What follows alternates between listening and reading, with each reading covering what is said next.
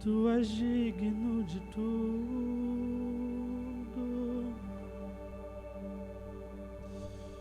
Tu és digno de tudo.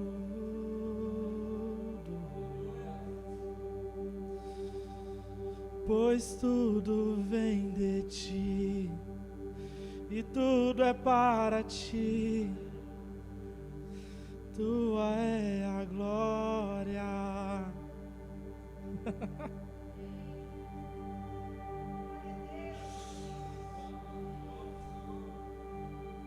Isaías 6.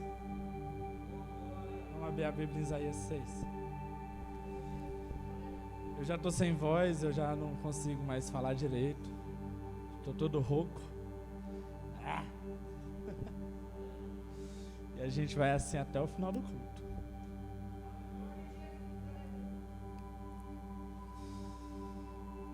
Isaías 6, igreja, vocês estão aí? Texto bastante conhecido. Quero ler junto com vocês, chamado de Isaías.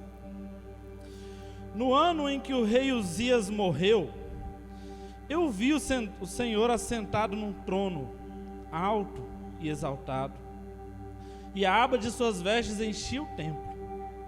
Acima dele estavam serafins, cada um deles tinha 6 asas, com 2 cobriam os rostos, com 2 cobriam os pés, e com 2 voavam, e proclamavam uns aos outros. O que eles proclamavam, igreja? Santo, Santo, Santo é o Senhor dos exércitos.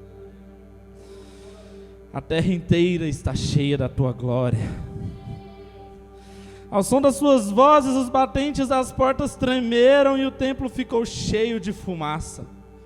Então eu gritei: ai de mim, estou perdido, pois sou um homem de lábios impuros e vivo no meio de um povo de lábios impuros, e os meus olhos viram o Rei, o Senhor dos exércitos. Logo um dos serafins voou até mim, trazendo uma brasa viva que havia tirado do altar, e com um tenaz, com ela tocou a minha boca e disse: veja, isso tocou os seus lábios, por isso a sua culpa será removida e o seu pecado será perdoado. Então ouvi a voz do Senhor conclamando: quem enviarei? Quem irá por nós? E eu respondi: eis-me aqui, envia-me. E ele disse: vá e diga a esse povo, estejam sempre ouvindo, mas nunca entendam, estejam sempre vendo e jamais percebam. Eu vou ler até aqui.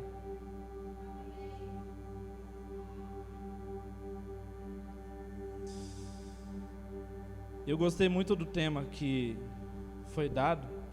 Eu gosto de tema porque eu sou péssimo para inventar temas, para dar nome a coisas.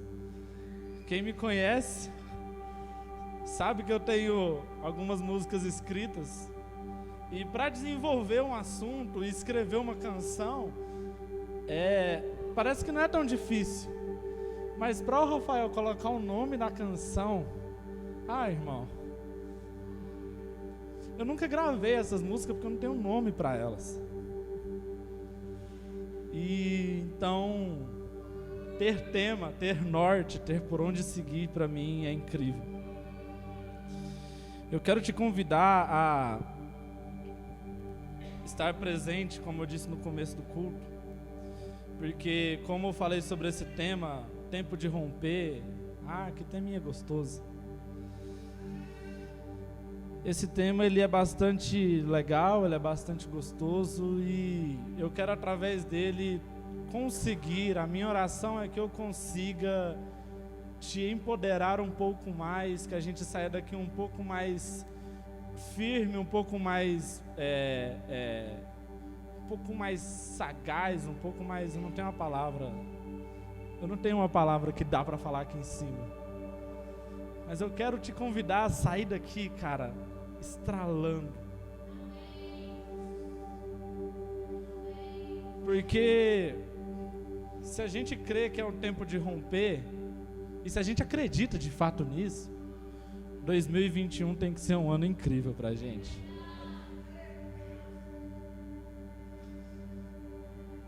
E como eu disse, como eu li, na verdade,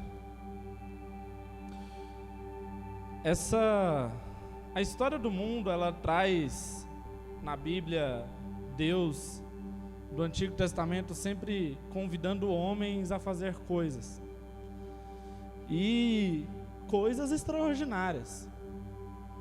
Deus nunca chamou alguém para fazer algo pequeno, e mesmo que para alguém isso possa ser pequeno, cara, Deus sempre te convoca para fazer algo gigantesco. Porque, deixa eu já te dar o primeiro recado de hoje. Pastor Wendel, eu olhei para todo mundo. Deus te fez exatamente para você ser você. Não tem outro pastor Wendel, não tem outro Wendel Teles. Seu DNA é único, a sua digital é única. Então, poxa, Rafael, mas será que Deus tem algo grande para minha vida? Cara, Deus te fez para você ser você e você ser a melhor versão de você. Isso já é gigantesco por si só. Felipe, Deus te fez para você ser o melhor Felipe Batista da Silva nessa terra. E isso não é pouca coisa. A gente olha para algumas pessoas, e eu vou citar sim a Bíblia, mas fora da Bíblia, temos pessoas no mundo que fazem história.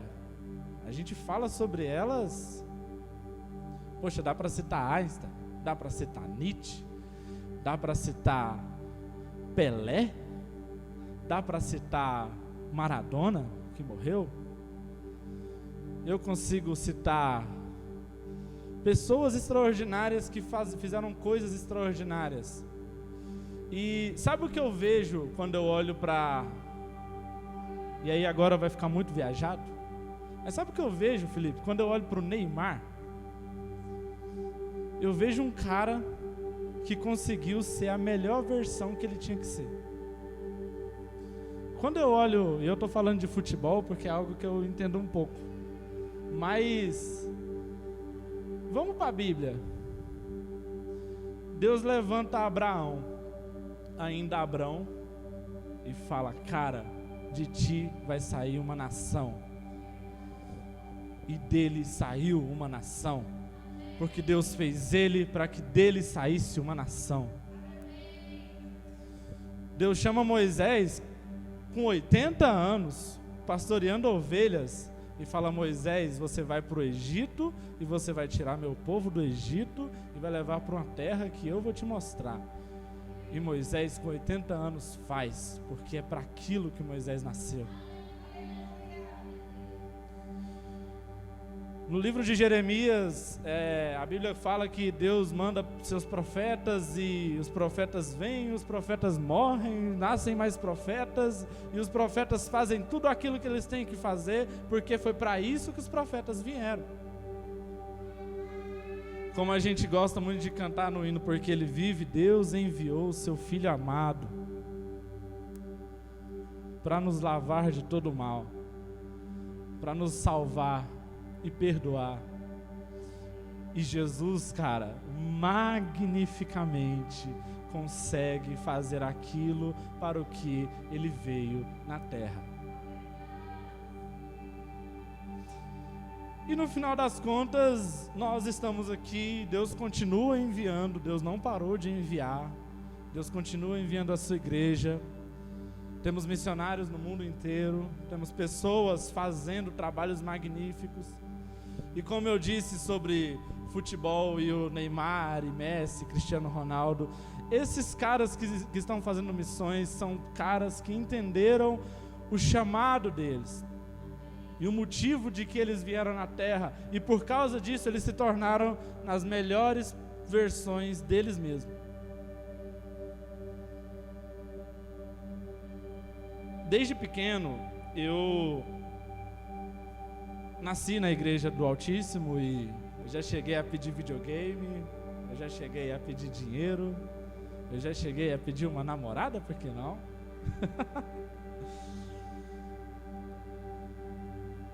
Mas eu quero abrir algo aqui para vocês.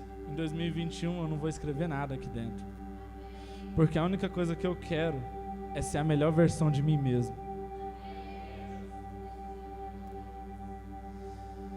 E esse livro de Isaías, esse trecho, ele tem algo muito forte a respeito de chamado que eu quero tratar com vocês, eu quero aprender junto com vocês, eu quero empoderar vocês a se tocarem no sentido bom da coisa, porque a galera fala se toca, é algo ruim, pejorativo, enfim. A gente se tocar e mudar nosso mindset, ter uma mudança de mente e sair daqui com um propósito estabelecido. Eu quero ser a melhor versão de mim. Ponto. Como é que eu começo sendo a melhor versão de mim?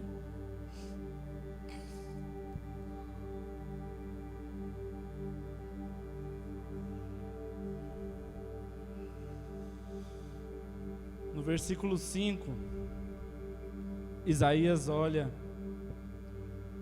para a presença de Deus no templo e grita: ai de mim, estou perdido, pois sou um homem de lábios impuros e vivo no meio de um povo de lábios impuros, e os meus olhos viram o Rei, o Senhor dos Exércitos. O primeiro passo para que a gente consiga se tornar a melhor versão de nós mesmos é entender que a gente não vale nada. E ai de mim que sou pecador e vivo no meio de pessoas pecadores. A qualidade do chamado é eu entender que não é pelas minhas mãos que eu me tornarei a melhor versão de mim mesmo. E de verdade, cara, se tem alguém aqui que se viu nesse texto, que olha para si, dentro de si, que em suas orações, quando percebe a presença de Deus, se dobra e diz: ai de mim, eu quero te dar um abraço, porque a gente está no mesmo barco. Ai de mim, pastor Wendel, o que eu estou fazendo com esse microfone aqui na mão? Ai de mim. Deus gosta desses. Deus sempre vai procurar esses. Eu vim para os perdidos, eu não vim para os sãos. E hora que notícia mais extravagante, quem é são no mundo de pecadores?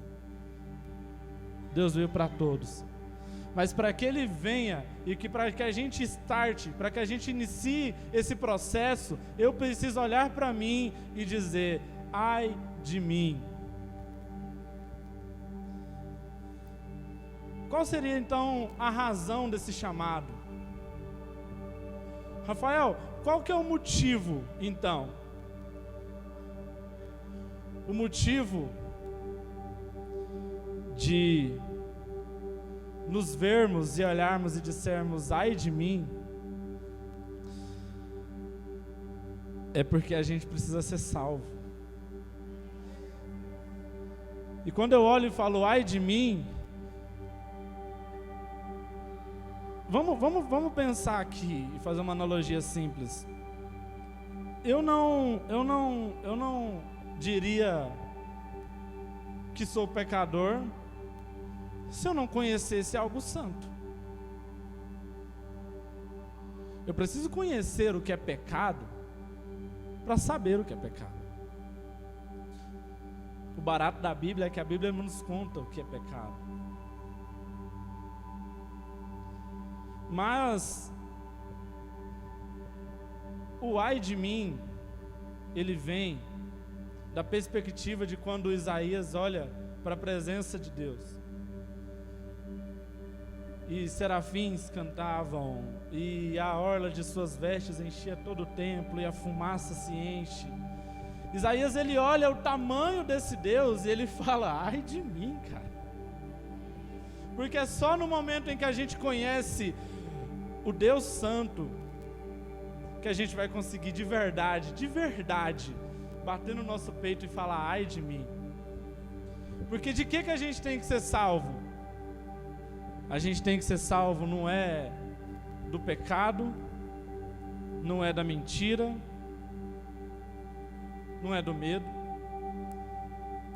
Esses caminhos, eles nos levam diretamente para o pior dos problemas, a própria ira de Deus. Ai de mim, porque eu vi a Deus, e esse Deus é muito grande, e esse Deus sabe que eu sou pecador, e se esse Deus sabe que eu sou pecador, cara, Ele vai acabar comigo. No livro de Romanos, no capítulo 5, versículo 9, Paulo fala o seguinte: como agora fomos justificados por seu sangue, muito mais ainda por meio dele seremos salvos da ira de Deus. A razão do nosso chamado é para que a gente seja salvo da ira de Deus. E essa talvez seja a melhor notícia, a boa nova. E a gente fala muito de um e não fala muito de outro na igreja. Eu vou contextualizar para vocês. A boa nova é que Jesus veio, morreu na cruz, e Ele, com seu sangue, pagou a nossa salvação. A boa nova é que agora eu posso olhar para o mundo e falar: ei mundo, galera, é o seguinte, existe para todo mundo justiça de Deus, e a justiça de Deus é fogo, a gente está ferrado, a gente vai para o inferno. Mas a boa notícia é que um cara, o Filho de Deus, desceu na terra, e por causa dele, da vontade dele, ele nos salva dele. Que absurdo. Mas por que eu falei que a gente fala muito de um e não fala muito do outro? Porque a boa nova, ela só consegue ser contextualizada de verdade quando a gente explica todo o contexto. Por exemplo, Jesus te ama. Isso não é mentira. Mas Jesus me ama por qual motivo e para qual motivo? Jesus morreu por você, por qual motivo e para qual motivo? Se a gente não conseguir contextualizar,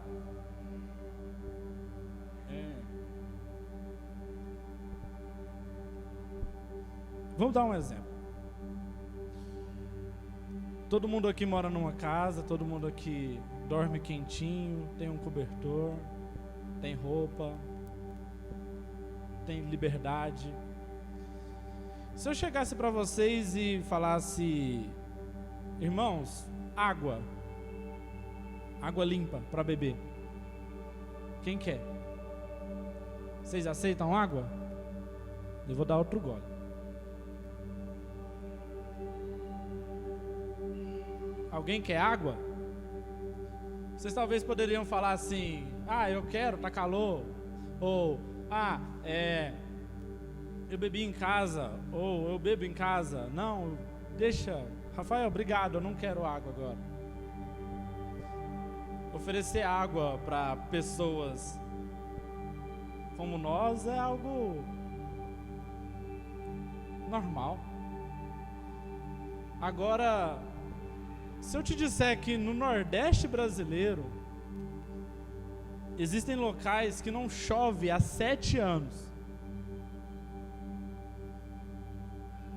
e que essa galera bebe a água mais suja que você pode imaginar que exista. Se eu chegar para essa mesma galera e disser água limpa, alguém quer? É outra coisa. É completamente diferente. Então, se eu não contextualizar ao mundo, a ira de Deus está aí. a boa nova é só uma nova. A boa notícia se torna uma notícia. E que aquilo que para nós queima no nosso coração, talvez não demonstre ao mundo. A boa notícia é que merecíamos a ira de Deus, cara. Mas Deus nos compra. E Ele tira todo o merecimento de errado. Os serafins pegam a vara, colocam no fogo, tocam na boca de Isaías e eles dizem para Isaías o seguinte: veja, isso tocou os seus lábios, por isso a sua culpa será removida e o seu pecado será perdoado. Por algo que Isaías não fez, Isaías não se mexe em momento algum, Isaías só fala, ai de mim. O processo está em eu conhecer, em eu me doer e me entregar. Ai de mim. Por causa disso, seus pecados foram curados. A sua culpa será removida. Mas aí eu quero chegar na responsabilidade. Infelizmente, porque, como eu disse no começo, ai de mim, eu não presto para nada. Infelizmente, nós somos responsáveis pelos nossos atos. E o fato de levantar a mão e dizer, ai de mim, dói. Mas a notícia é que a gente só vai conseguir ter o melhor ano das nossas vidas. Eu só vou conseguir ser o melhor Rafael que eu possa ser se eu romper minhas vontades, se eu romper tudo aquilo que me segura em pestanejar por qualquer coisa e dizer, ai de mim. Mas não só o ai de mim. Agora eu quero levar vocês para a parte boa. Então ouvi a voz do Senhor conclamando, quem enviarei? Quem irá por nós? E eu respondi, eis-me aqui, envia-me.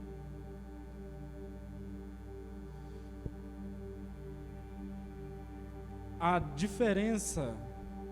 pequena diferença entre sermos mais um e sermos a melhor versão de nós mesmos está na coragem que nós temos de dizer para Deus, Deus, eis-me aqui. Ai de mim, eu não presto. Mas por causa daquilo que o Senhor fez por mim, por causa do sangue derramado numa cruz, por causa dos meus pecados que foram sarados, por causa deste amor incondicional que me permeia, que me rodeia e que me faz sentir-me totalmente diferente daquilo que eu me sentia antes, por causa do entendimento de que eu mereço a ira de Deus, mas por causa do seu amor eu tenho paz, eu tenho liberdade, eu tenho um local para mim nos céus. Eu sou salvo por uma graça, e graça, irmãos, é uma palavra que eu vou falar um negócio para você. Eu acho que vale 2 horas só falando sobre graça. O que é graça? No sentido literal é dar algo de graça, mas cara, imagina uma pessoa que não merece. Imagina a pior pessoa do mundo. Esse sou eu. E de graça, por não ter feito nada, eu recebi a salvação. E qual é o próximo passo, Rafael? O próximo passo é eu levantar as minhas mãos e dizer, papai, eis-me aqui, envia-me a mim. Papai, eis-me aqui, eu reconheço o seu amor, eu reconheço a sua salvação, e eu quero a partir de agora ser a melhor versão de mim mesmo, para a sua honra e para a sua glória. Por causa deste amor, por causa dessa salvação, por causa daquilo que o Senhor fez por mim na cruz, o único jeito que eu tenho de conseguir reconhecer, o único jeito que eu tenho de conseguir pagar é uma palavra forte, mas é a única que vem na minha cabeça, retribuir. Boa, Rafael. O único jeito que eu tenho de retribuir. A minha mãe, ela falou assim pra mim lá em casa: Rafael, você não dá trabalho, você não dá rata, Rafael vai estar filmando. E agora ela deve estar pensando: nem.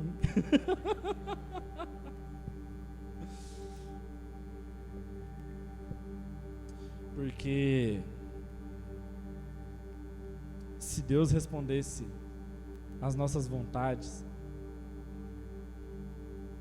e se nós tentássemos, por um mínimo que seja, caminhar pelas nossas próprias pernas, irmãos, a gente estaria lascado. A gente estaria muito, mas muito, mas muito, muito. Eis-me aqui, Senhor, me envia. Faz de mim aquilo que o Senhor sonhou para mim. Quando o Senhor me fez, o Senhor tinha um plano, e eu me coloco na posição de completar esse plano. Eis-me aqui, envia-me. Você é responsável por esse chamado. Você é responsável por dar este passo.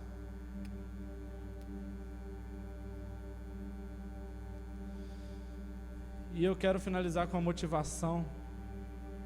Qual seria o motivo disso tudo? Por quê, Rafael?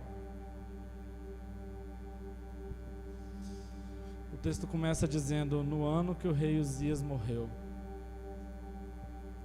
Foi um ano trágico, foi um ano triste, foi um ano em que aquele país se sentiu desolado, foi um ano onde pessoas talvez se perguntaram: aonde está Deus? O Senhor dos Exércitos, o Jeová Jireh. Por causa do rei Uzias, a gente ganhava batalhas e agora o rei morre. Dá para entender o que será que aquela galera sentiu?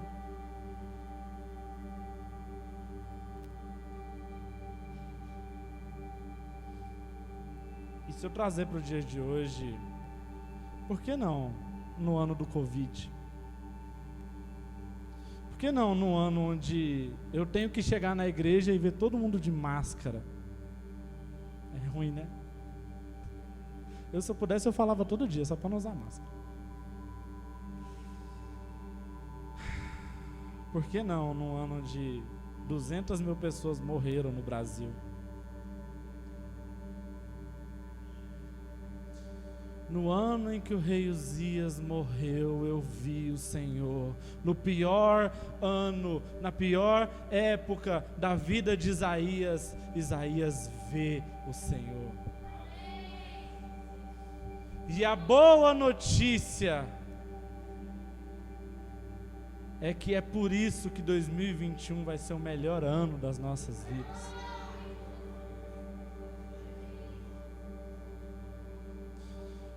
Eu não vou me deixar me abater por causa do Covid.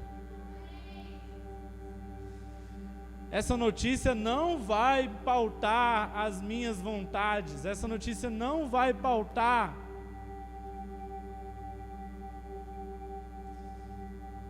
o que eu vou fazer com a minha vida.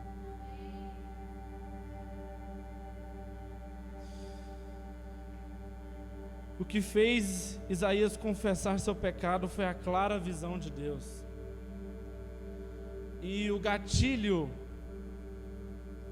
da clara visão de Deus, o gatilho, o fato que fez Isaías ver, se colocar na presença de Deus, A única coisa que eu tenho é que no ano da morte do rei Uzias, num ano trágico, eu me acheguei a Deus. Eu consegui ver Ele, Felipe. E eu vendo Ele, tudo isso aconteceu. Eu vi seus anjos, eu vi seu poderio, eu tremi, eu me vi no inferno. Por nenhum motivo meu, por nada do que eu fiz, um anjo vem e perdoa os meus pecados. E agora, no pior ano da minha vida, no pior ano que eu já vivi, no ano mais doloroso para o meu país, eu consigo levantar as minhas mãos e dizer: Deus, eis-me aqui, envia-me. Eis-me aqui, envia-me.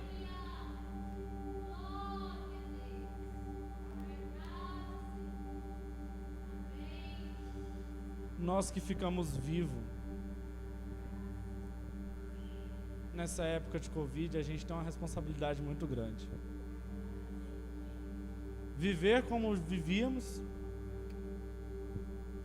Eu vou na igreja, eu toco bateria, eu arranho muito no teclado,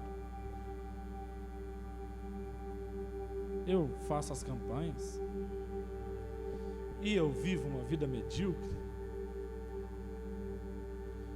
Ou eu posso me tornar a melhor versão de mim mesmo?